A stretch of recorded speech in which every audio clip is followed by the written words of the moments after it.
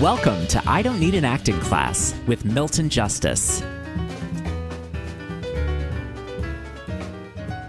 I have this card that says on it, deal with emotions. Now, I just want you to understand about my life so you can understand how confused I get with a note like this.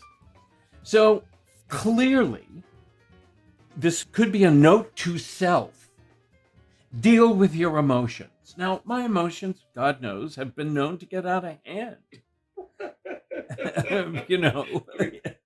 Very, very easily. And so it could be a note to self. Deal with emotions. Also, I teach acting. And so this could be something we were working on an acting class where I said, let's deal with emotions. Let's learn how to, when somebody gives you an emotion as an effect, as an actor, how you translate that into something actable. So it's a very, very good topic. It's a topic we talk about all the time. So it could very easily have been that. The third possibility, of course, is that it could be an assignment for my French class. As it happens, that's what it is. Because I, like so many of my students, think that because I talk about it in class, that I will, remember it. And so we made a list of 12 emotions because they wanted me to learn the French for these emotions and do it. And I said, yes. And so, of course, then suddenly the next class came and I hadn't worked on it because I thought I remembered them. Anyway, but I had to laugh when I saw deal with emotions, and I thought to myself, wow. Okay, so I had Caleb do the monologue that he's doing in class and send it to me. The problem Caleb had was that he was playing his rehearsal. He was playing his homework. It had to do with trusting the work is in you. And as I said to Caleb, this was a huge problem of mine. If you look at my book, which includes the letters Stella Adler wrote to me when I was in rehearsal for a play and I got lost. Thank you. And but she said to me, and she basically was saying to me, the work you do at home is in you and don't bring it into rehearsal. And basically she was saying, trust it. Trust that you've built whatever it is you built. Trust that you built, for Carson, your relationship to E.M. Forster. For Karim, your relationship to the Depression. All of that, you have to trust it. You cannot play it. It's like life. I used an example for Caleb of life. Just if you were telling somebody about something that happened to you, you would have a reason for telling them about it. And the reason could be anything. The reason could be, God, I had the most ridiculous morning. That's the impulse. And somebody says, so what was your morning like? And it was like, well, first of all, I woke up and the air conditioning was on and I was freezing and I thought it was winter. And then, so it's like, so then I have a series of events that feed into the impulse. I had the most ridiculous morning.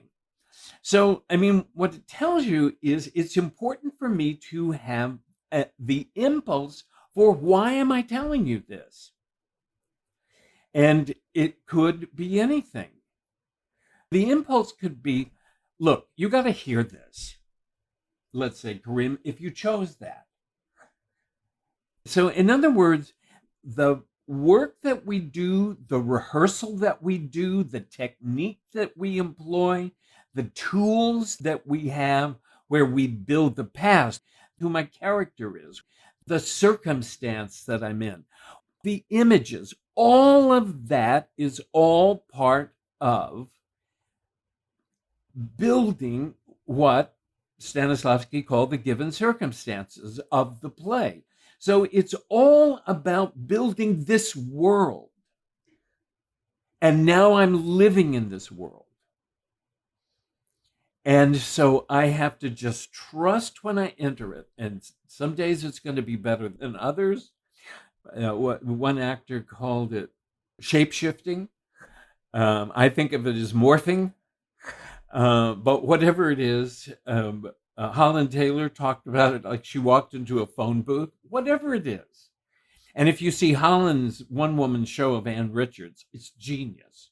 It's genius. You would not believe that that's Holland Taylor because you've seen her on 2.5 Men as the mother. And then, but when she was building Ann Richards, and what was really interesting is that she used to come to the Adler School in Los Angeles to rehearse. And so, you'd go in and watch her rehearsing different parts of it. And that's what she did. And she'd put on an element of costume and she would verbalize out loud because she was also writing it, what was going on. She was talking out. And so she was talking out as the character in that circumstance. And as is in the case of both Caleb and Carson, the audience that is there is who she was talking to. It's somewhere. You should watch part of it. It's remarkable character work. So, okay, so you've done all this work. You've built all of this. You've built your relationship to your partner. You have built your relationship to what you're talking about. And so now, I'm sorry, you got to trust it. It's horrible, but you just got to trust it. You've just got to, and Carson, you had a very good word, and unfortunately, you can't live by your really good word because I don't know why. But it's like you do the preparation and you do the impulse, and then you just bleed into the monologue. It's such a great word. So it's like that's what you want to do. Build it, build it, build it, own it, see it. Do all of that work, and then on the day, trust it. Very difficult. Very difficult. To me, I was saying to Caleb, it was the most difficult thing for me as an actor. I often found that the building the past was an excuse for not acting. I know writing down was an excuse for not acting. I mean, I do all this writing, and it was so fascinating that it should be published. But at any rate, because it was just, to me, it was scary. It was scary to let go and go there. And it's the reason in the definitive book on acting, when I was asked about why I liked Meryl Streep, I said because she's willing to go there. I mean, that's it. You want to be Meryl Streep? You've just got to go there. You can't sit on it. You've got to be brave. You have to sort of sit back and say, okay, let go.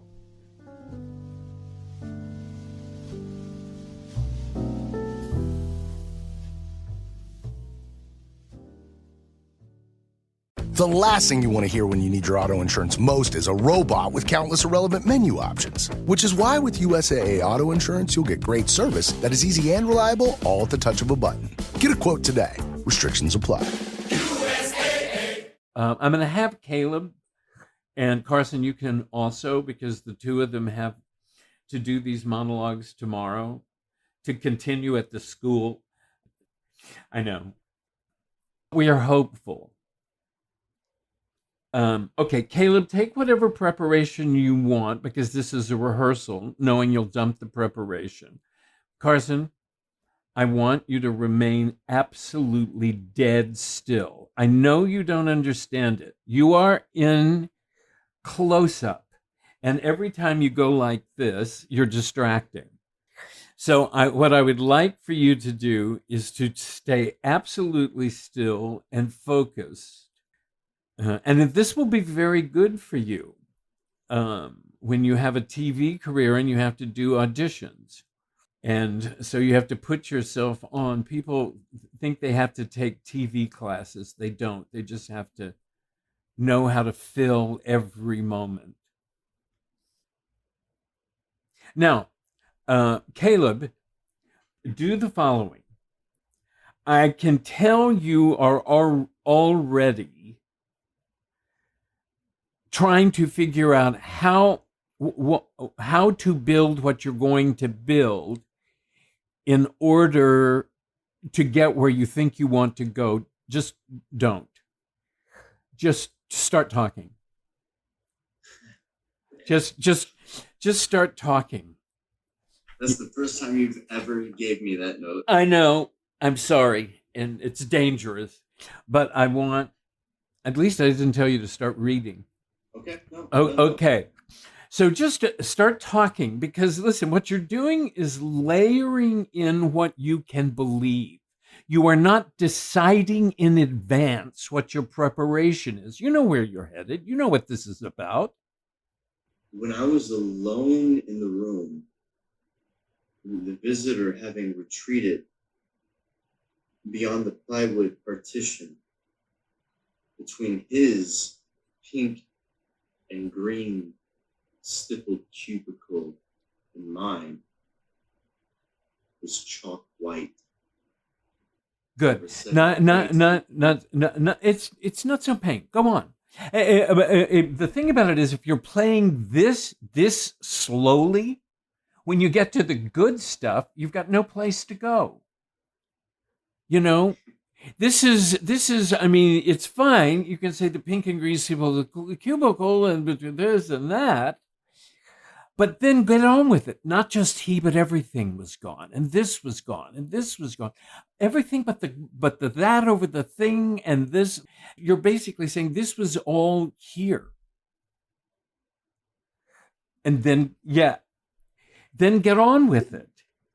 In the very front of this play, the published version, is a photo of Tennessee in the apartment with the quote, "This house was once alive." That's the impulse for the scene. Yeah. Good. Yeah. This house was once alive. And now I'm going to tell you about what? The house was alive and it affected me. And so now I'm going to tell you, the listener, about what? This moment that what? This moment when I was alone in the room. But more personally than that. Well, this moment when I was completely alone. But what happened? You're telling them it's a result of what just happened. Carson, I'm going to kill you. I mean, do you see how Amanda and Karim and Wesley's letters haven't moved? They're absolutely still. They are not distracting. Wesley's not even here.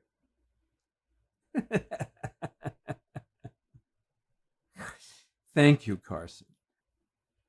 So look, Caleb, the impulse for this is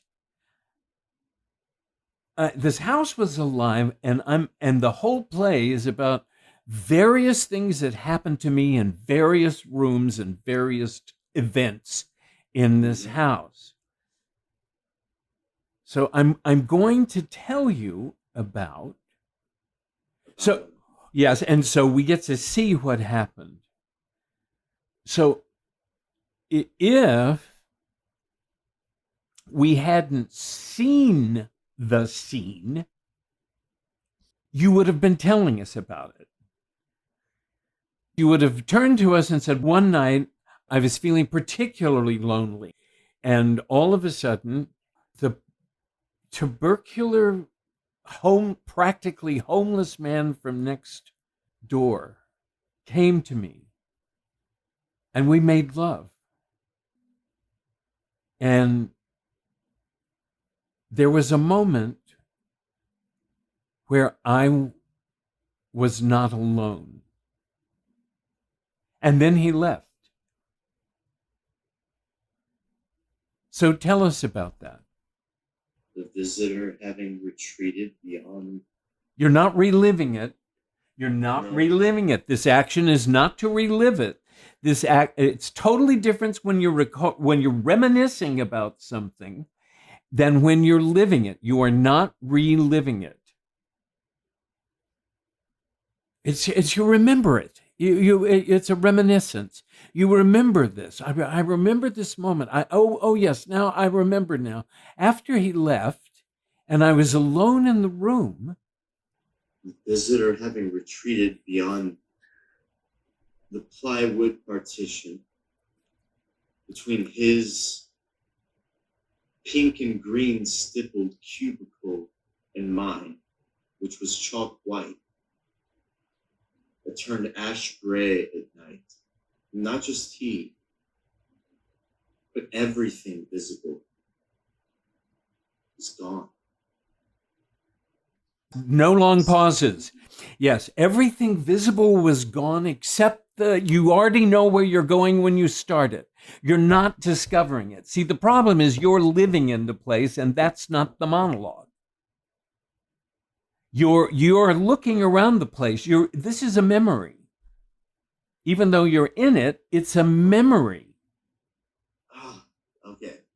So in other words, you know where you're going when you talk about it. Everything was gone except I remember now. Everything was gone. He went beyond the thing into the other room, and then everything was gone except the light in the alcove. You know where you're going. You're not sitting. You did that already. Right. You did that already. That's your homework. You did the exercise to build the place. And you did build the place. Now you own the place. But that's not what this monologue is about. This monologue is a memory. And so what you're doing is telling us what your memory of this is, but you're telling us why. The why is there's something you need to understand about me. There's something you need to understand about my life. There's something you need, whatever it is. That's why I'm telling you. My first sexual encounter was with a man that's probably dead now, in a cubicle next to mine in this house that was once alive. I'll tell you what it's like. It's almost like I have this vision of the beginning of drama has always been that Orc, the caveman, came in and said to his friends, they said, "Oh, where have you been?" And he said, "I killed a dinosaur." And they said, "Oh, tell us about it." And so then he said, "Well, he was over on the thing and he was there and he was that. And so then I went and I surprised him and I managed to take a boulder and throw it off a cliff and I killed the dinosaur." And so that's how we went for a century or two. And then one day they said, "Oh, you killed a dinosaur. Show us." "I know. Amanda, you play the dinosaur. Caleb, you play the caveman Orc. And so now I'm going to do this scene, but let me just show you, And so I think that's how. And then eventually they started having celebrations and singing, and Bette Midler started doing performance pieces, and that's how musicals began. But I mean, you can just see the evidence. Okay, so in this particular play, as with Glass Menagerie, I'm going to tell you about things, and then periodically you're going to watch them happen. Both Glass Menagerie and Vieux Carré could very easily be a one-character monologue. At the end of it, what does she say? Through understanding, forgiveness. And it's almost like this is going to be very strange for you to understand. I had this encounter, but when I was alone, right before I went to sleep, I looked at her and she raised her hand in a gesture of forgiveness through understanding. That's what exists. That's where I'm headed. I already know that when I start. I'm not discovering it. I know that's why I'm telling this. Let me tell you about what happened after he left. That's new for me because... Well, don't overthink it.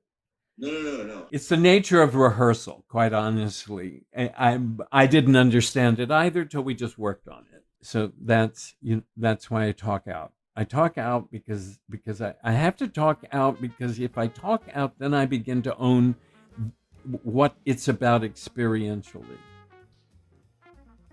So start it again. Sorry, everybody. I just feel like, we have to make sure that Caleb doesn't get thrown out of school for bad acting. I Don't Need an Acting Class is created and hosted by Milton Justice and produced by me, Walker Vreeland. The opening track is by Jeffrey Keezer. It's called Miriam from his album Wildcrafted Live at the Dakota. And the closing track is Green Tea by Vendla. If you could, we would just love it if you would subscribe to the podcast and rate it and review it. You can find us online at idon'tneedanactingclass.com and on Instagram at idon'tneedanactingclass. As always, if you have a question or a comment, please email Milton, questionsformilton@gmail.com, and who knows, he might address yours on the podcast. So again, that's questionsformilton@gmail.com. Hope you have a great week. Thank you for listening, and we'll see you back here next time.